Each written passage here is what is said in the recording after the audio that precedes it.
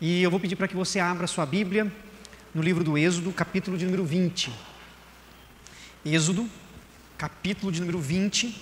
Nós temos estudado, conversado, refletido aqui nos domingos à noite a respeito destas 10 palavras que Deus deu ao seu povo quando os libertou da terra do Egito e os conduziu então à terra prometida, que era Canaã. Nós temos reforçado em todas as nossas mensagens o propósito de Deus em dar essas mensagens ao seu povo. O propósito de Deus é que a nação que fosse constituída, o povo que estaria ali revelando, mostrando os princípios de Deus, seria um povo que viveria em liberdade, não em cativeiro, como eles estavam. Um povo que durante anos sofreu sob o poder e o domínio de Faraó, sobre o conceito dos deuses egípcios, não poderia chegar a uma terra e continuar vivendo como escravos, mas agora sob o conceito das divindades dos cananeus. Deus queria dar ao seu povo uma vida de liberdade, uma vida de paz, uma vida alegre. A vida com Cristo, a vida com Deus, é uma vida de paz. E nos primeiros 2 versículos nós encontramos isso do capítulo 20 do livro do Êxodo. Ele vai dizer assim: então falou Deus todas estas palavras: eu sou o Senhor teu Deus que te tirei da terra do Egito, da casa da servidão. Deus se apresenta como Deus que liberta o seu povo, que traz palavras de vida ao seu povo. E nós então, domingo após domingo, temos visto cada um dos temas. Confesso que alguns desses temas, dessas palavras, são extremamente sensíveis, mas importantes e necessários para a nossa vida espiritual. Na semana passada, por exemplo, nós vimos uma ordem de Deus, uma palavra de Deus sobre o assassinato: não matarás. Quem não pôde estar presente, entra no YouTube e veja, ouça a mensagem. Hoje, nós já estamos na 7ª palavra de Deus, no 7º mandamento, como temos o hábito de chamá-lo. No capítulo 20, versículo de número 14, a frase é bem curta. E Deus diz, por meio de Moisés: não adulterarás, para que essa palavra fosse dada ao povo. Nós, quando lemos essa mensagem, nós precisamos ter muita maturidade, muita sensibilidade, para refletirmos de uma maneira profunda sobre esse assunto, para que não sejamos simplistas em relação ao tema. Às vezes, quando ouvimos sobre temas tão sérios, às vezes encontramos mensagens, pregações que são conduzidas através de jargões evangélicos, mas que não tratam de fato da situação que vivenciamos nos dias modernos. Até porque nós vivemos numa sociedade hoje muito sensualizada. Nós estamos muito habituados a essa questão. A mídia como um todo, ela instiga, ela incentiva, ela estimula todos nós no que se refere à questão da sexualidade. A qualquer momento, nós somos tentados em relação à sexualidade. É só sairmos nas ruas, nós vemos outdoors que apelam para a sensualidade.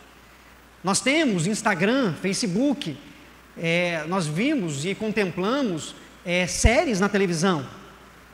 Tudo apela para a sensualidade. O mercado hoje, a venda de produtos, apela para a sensualidade. Então, quando nós tratamos de um assunto tão importante quanto esse, nós não podemos ser ingênuos ou inocentes e não levar em conta que todos nós somos provocadamente, constantemente estimulados a uma cultura onde a sensualidade é forte. Os adolescentes enfrentam isso. Portanto, esse tema, ele é um tema sério, profundo, mas que Deus traz uma palavra com o propósito de trazer vida. Eu não queria que você enxergasse essas palavras de Deus tão somente num viés moralista, num viés do moralismo, não, mas numa orientação de Deus que quer que o seu povo viva em paz. E para você viver em paz, quanto menos confusão se você arrumar, melhor para você, porque as consequências das nossas ações, elas se manifestam, elas se revelam. E Deus permite que as consequências das nossas ações venham, mas como Deus quer que nós vivamos em paz, vivamos bem, para a glória do nome dEle, Ele dá palavras que, se nós seguirmos, viveremos bem. E eu quero na continuidade da minha reflexão, fazer a leitura com você das palavras de Jesus no Evangelho de Mateus, capítulo 5, do verso 27 até o versículo de número 30. Evangelho de Mateus, capítulo 5, versículo 27 ao 30. Esse tema, ele, além de ter a sua importância e relevância na condução do povo à terra prometida, foi um tema abordado pelo próprio Senhor Jesus no Sermão da Montanha. Só que Jesus, ele foi ainda além da orientação que Deus havia dado por meio de Moisés. Jesus diz assim no Evangelho de Mateus, capítulo 5, verso 27. Ouviste que foi dito, não adulterarás. Eu, porém, vos digo, qualquer que olhar para uma mulher com intenção impura no coração, já adulterou com ela. Se o teu olho direito te faz tropeçar, arranca-o e lança-o de ti, pois te convém que se perca um dos teus membros e não seja todo o teu corpo lançado no inferno. E se a tua mão direita te faz tropeçar, corta e lança-a de ti, pois te convém que se perca um dos teus membros e não vá todo o teu corpo para o inferno. Jesus trata desse tema, e se acabar a energia eu prego no escuro, não tem problema, vocês podem ficar tranquilos. Quando Jesus trata desse tema, ele trata de uma forma tão profunda que na sua palavra, Jesus até parece radicalizar.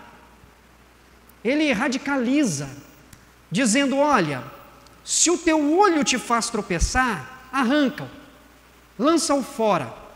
Se a tua mão direita te faz tropeçar, corte-a, lança fora.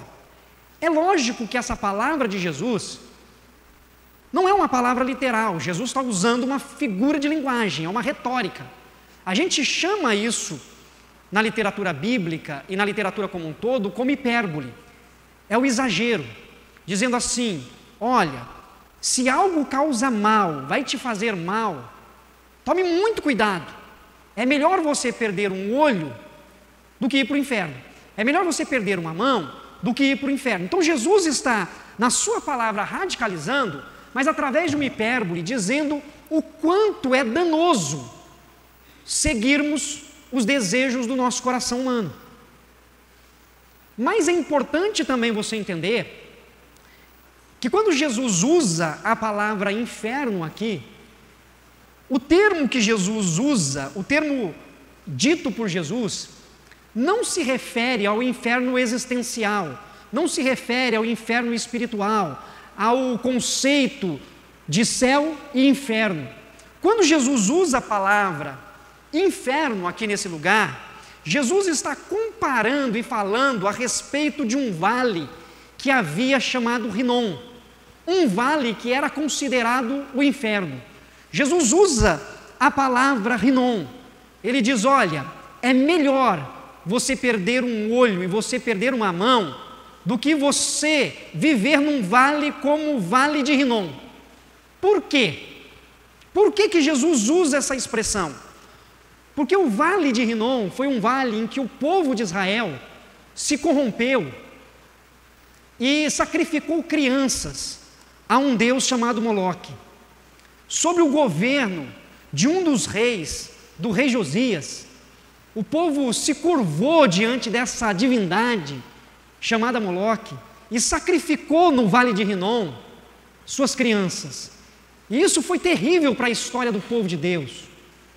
Ali se tornou um conceito usado como um conceito de inferno, um lugar de sofrimento, um lugar de dor, um lugar onde o odor era terrível, um lugar de profunda tristeza, um lugar para jamais ser vivenciado pelo povo de Deus. E quando Jesus diz, olha, tome cuidado com aquilo que você olha, com aquilo que você segue, porque se você olhar com um desejo impuro, se você permitir que a sua vida seja dominada pelo seu desejo, você vai entrar num mundo, você vai entrar numa circunstância onde as feridas são tão profundas, tão dolorosas, tão destruidoras, que é como o Vale de Rinom. O adultério destrói vidas. Quantas mulheres não se feriram, se machucaram e carregam dores profundas por causa desse sofrimento? Quantos homens, quantos maridos carregam profundas feridas porque sofreram com a infidelidade?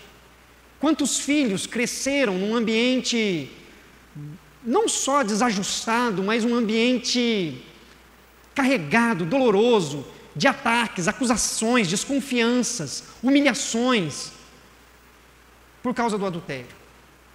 Quando Jesus fala a respeito do Vale do Rinom, o que Jesus está mostrando, e o que desde o Antigo Testamento nós vemos, é que se nós seguirmos os desejos do nosso coração, o caminho de dor e sofrimento é inevitável. É inevitável.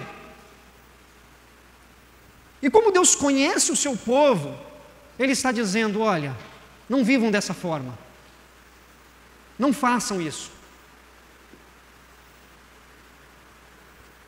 A hipérbole usada por Jesus poderia ser interpretada por nós como situações que talvez nós precisávamos repensar para evitar sofrimentos e tristeza na nossa própria vida. Às vezes é melhor mudar de emprego do que ficar em um emprego onde você está vendo que as suas relações podem te levar a ser desleal com a sua própria família.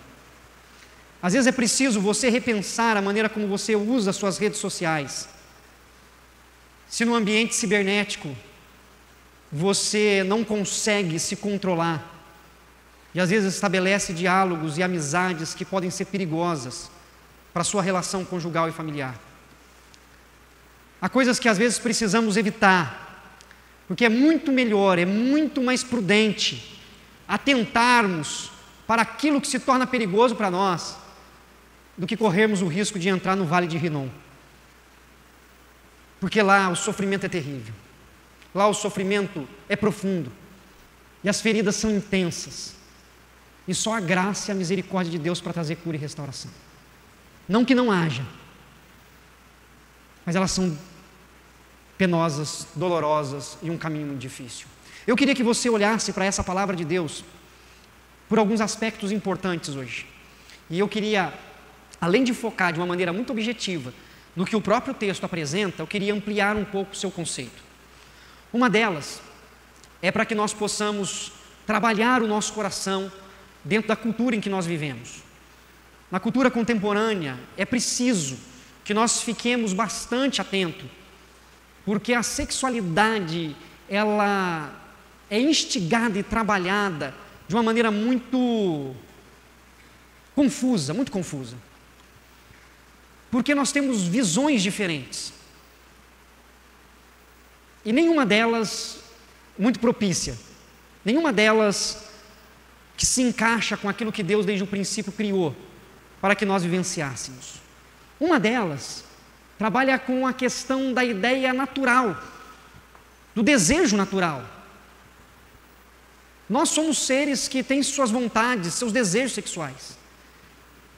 E nós vemos muito a linha que diz assim: como é algo natural, dê vazão, viva, faça o que você tem vontade. Para que se conter? Se você se conter, você está indo contra a sua natureza. Portanto, é um sofrimento desnecessário. Então dê vazão, não se controle. Trata o ser humano como um animal como os outros, como se nós não tivéssemos consciência além dos instintos.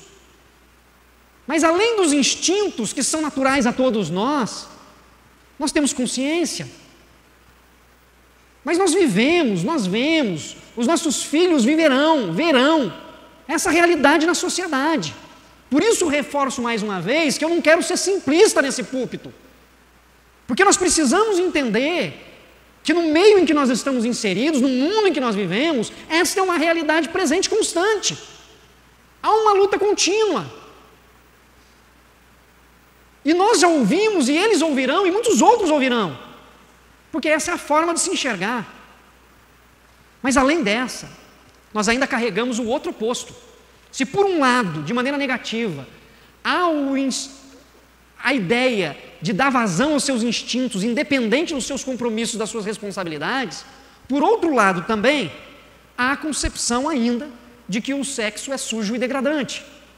Essa é uma herança que nós temos ainda, que vem da religiosidade do catolicismo romano, em que o conceito de pecado original, para eles, era a sexualidade, a relação sexual entre Adão e Eva, e através disso entrou o pecado no mundo. E por essa visão equivocada, o sexo se tornou algo ruim, se tornou um tabu, se tornou um tema que não se pode falar, se tornou um assunto que tem que ser evitado, porque é algo pecaminoso. Mas, na verdade, esse nunca foi o propósito de Deus, desde a sua criação. A Bíblia diz que Deus criou o homem e mulher, e que o homem viu que a mulher era osso dos seus ossos, carne da sua carne. E diz o texto bíblico que Adão conheceu Eva. O termo conheceu na Bíblia se refere à relação sexual. Dentro do propósito divino, isso é bênção, mas há um conceito ainda presente de que isso é ruim, de que isso é sujo. E isso traz outros traumas e problemas para a vida conjugal, porque tem pessoas que por essas ideias, esses conceitos, privam o marido ou privam a esposa de uma relação, a não ser que seja, como é na cultura, para procriação, para ter filhos. E aí você vai ver famílias que têm 5, 10, 15, 20, 25. Não pode se prevenir, porque tem que, senão é pecado. E aí você vê mulheres que sofrem porque tem um filho após o outro. E existe também, em um terceiro momento, parte da sociedade que vê o sexo tão somente como uma satisfação pessoal. É como se o sexo fosse um entretenimento. Final de semana está chegando, então eu tenho que curtir a vida.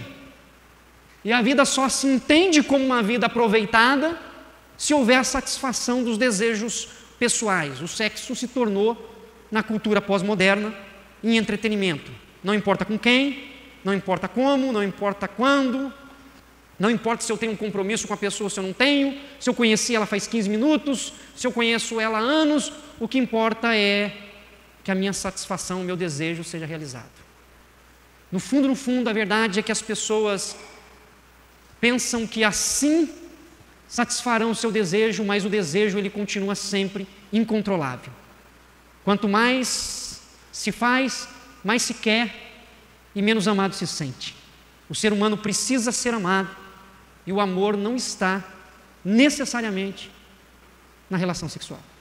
Por isso a palavra de Deus, não adulterarás. Deus criou o sexo, diz o pastor Tim Keller, para que um ser humano se entregasse inteiramente ao outro ser humano, para que um homem se entregasse totalmente, integralmente a uma mulher, e uma mulher ao homem. Quando nós vemos o propósito, nós vemos a seriedade.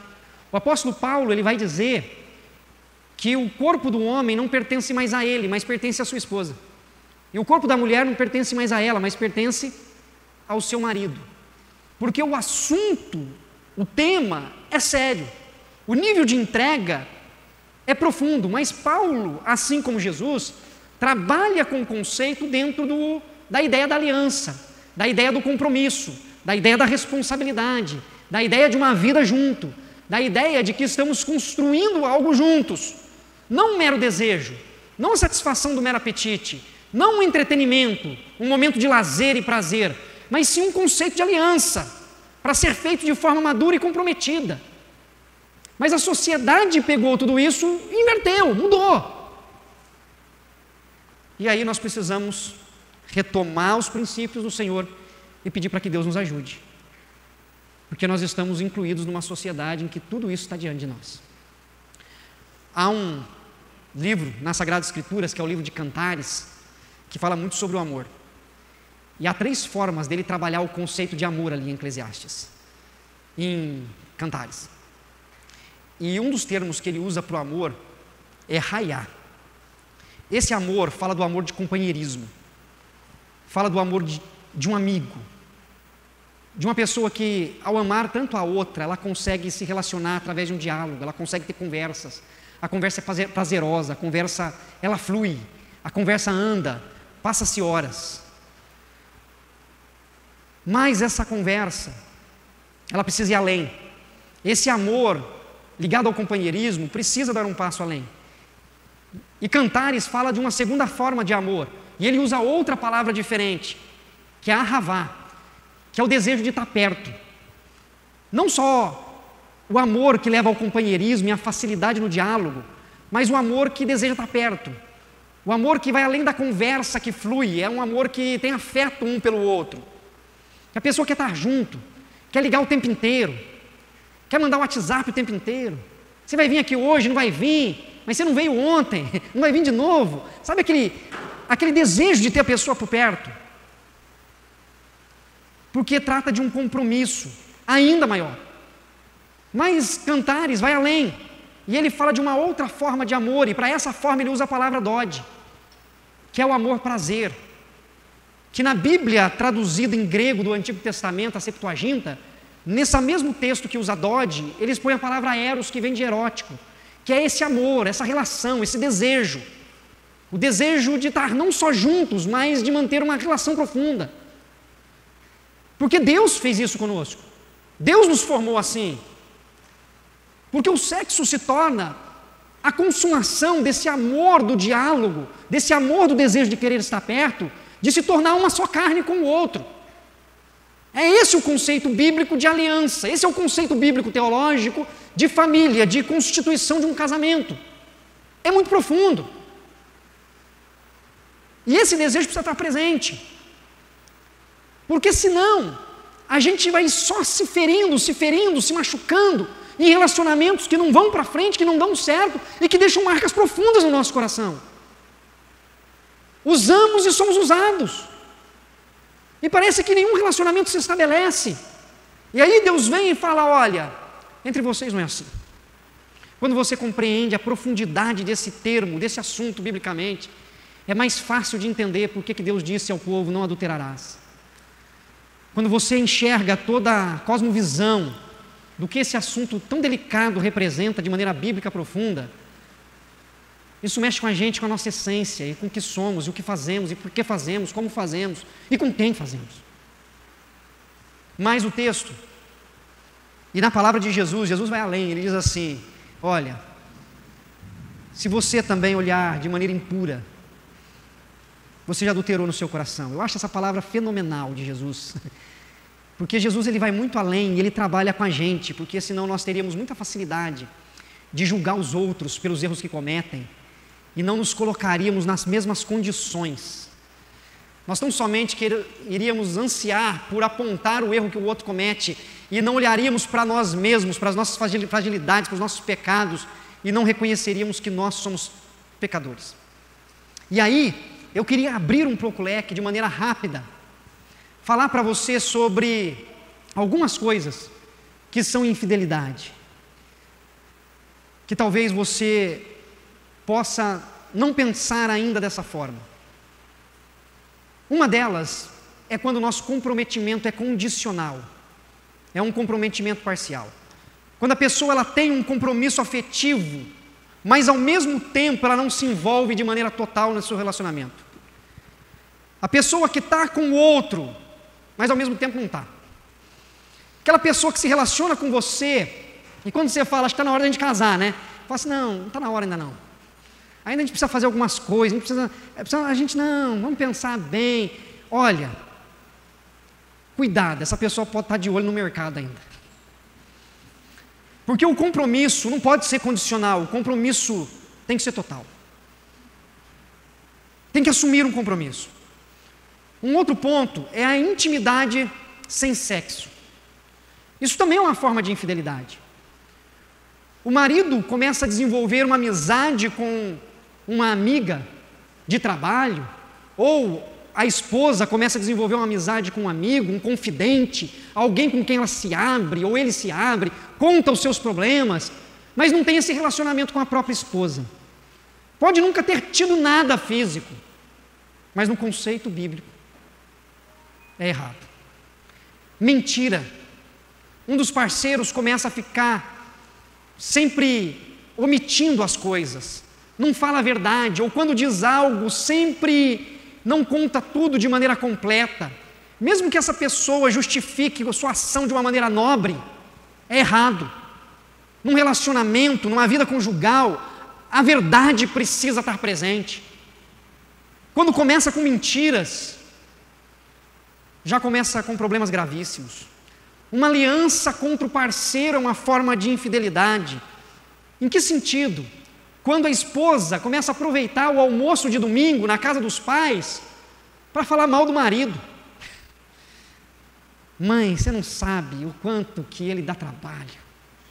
A senhora não sabe o quanto que eu sofro naquela casa.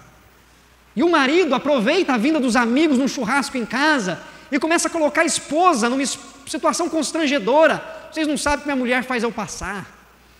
O tanto que ela é difícil.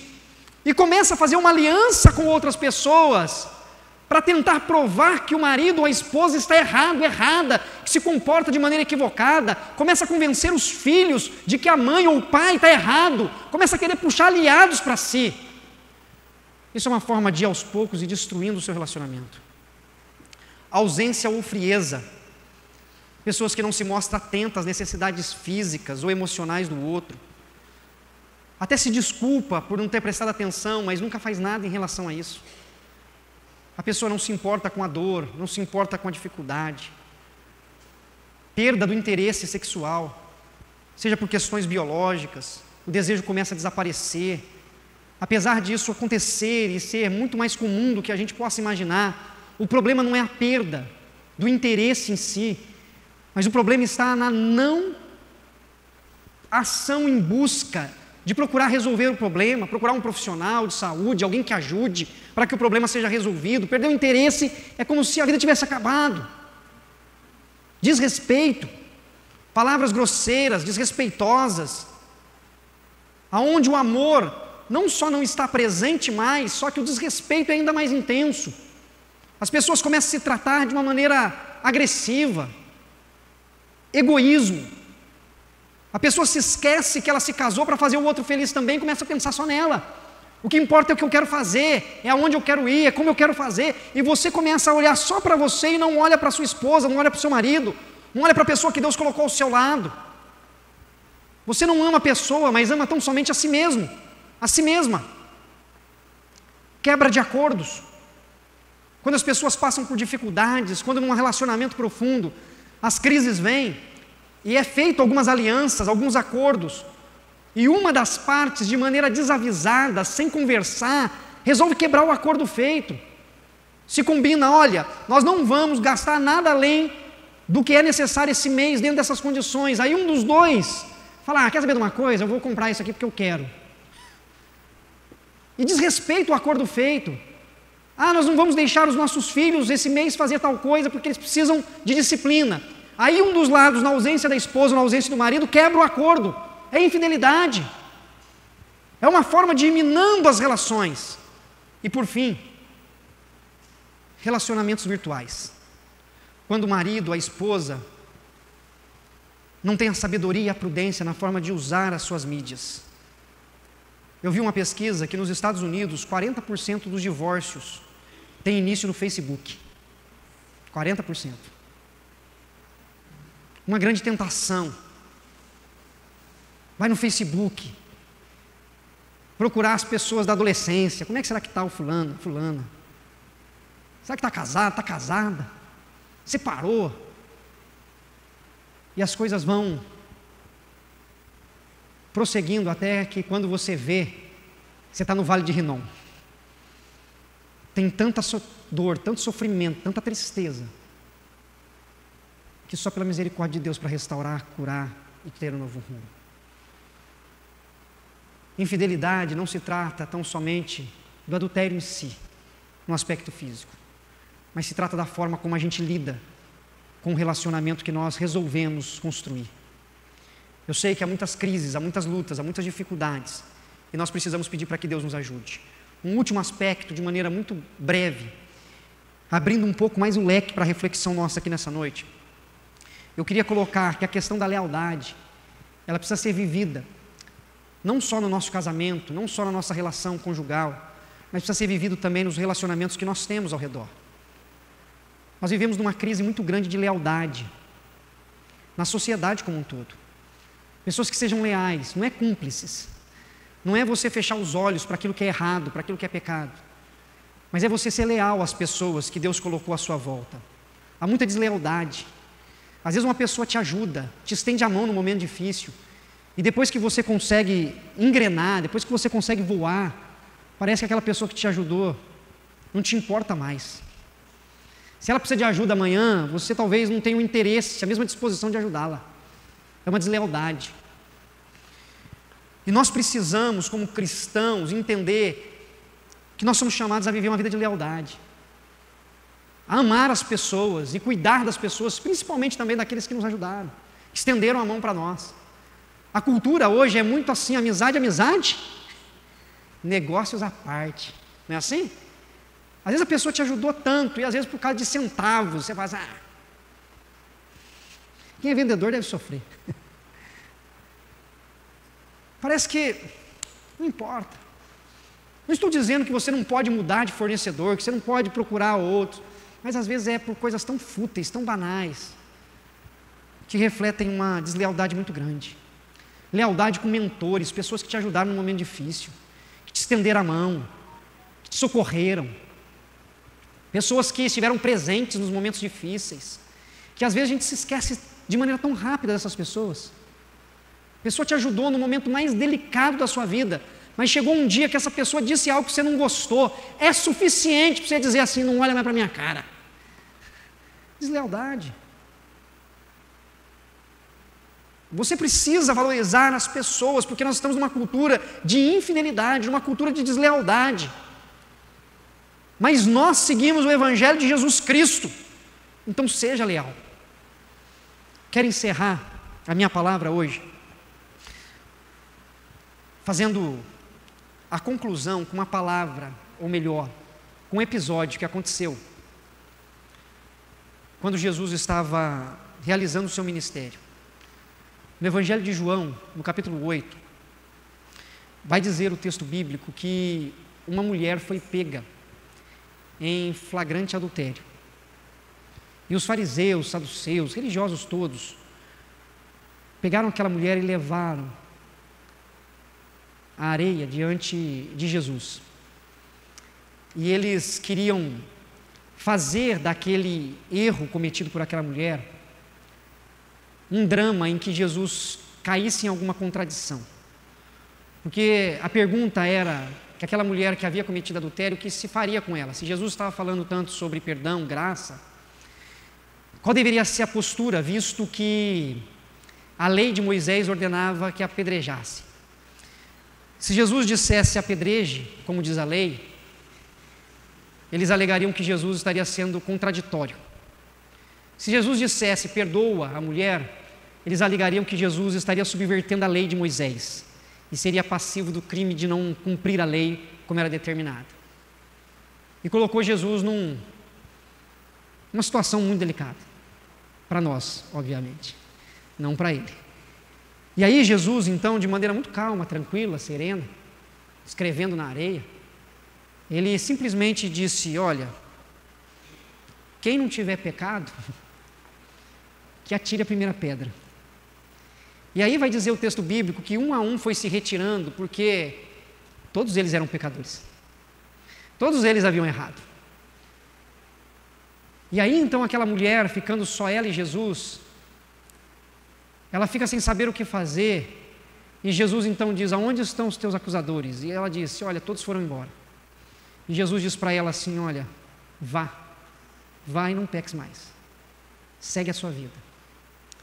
Quando nós olhamos para uma palavra tão profunda como essa, e pensamos de uma maneira ampla sobre a luta nossa diante da sensualidade, diante da sexualidade, nós precisamos ser sinceros em reconhecer que todos nós somos pecadores, que de uma forma ou de outra nós somos tentados, às vezes pela indiferença, às vezes pela busca de alianças, achando que estamos certos, às vezes negando aquilo que é direito do outro. Todos nós somos pecadores, mas que nós possamos ouvir a voz de Jesus dizendo para nós nessa noite, vá e não peques mais. Que nós possamos, diante da cultura que a gente vivencia, que nós possamos ter um padrão diferente da cultura que nos é oferecida constantemente. Que o nosso padrão seja Jesus. Que o nosso padrão seja o Evangelho. Que o nosso padrão seja o perdão. Que o nosso padrão seja a graça.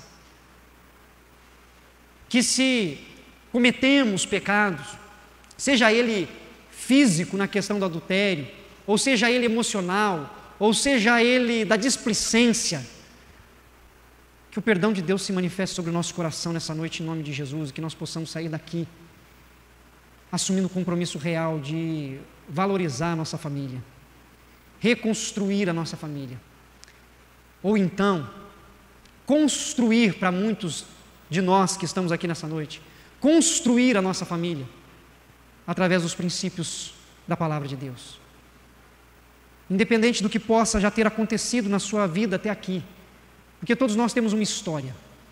O que eu queria dizer para você é que o mais importante é o que você vai fazer diante de Deus de agora em diante, porque Deus tem palavras de vida para você, e Ele entregou a sua vida naquela cruz para que você vivesse livre e não aprisionado, para que você vivesse um relacionamento de paz, de amor, de prazer, e não um relacionamento doentio, de ameaças, de cobrança, de angústia, de dor, de sofrimento.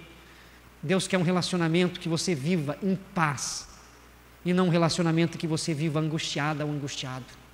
Deus é um Deus de paz e não de guerras. Que Deus assim nos abençoe, em nome de Jesus. Feche seus olhos.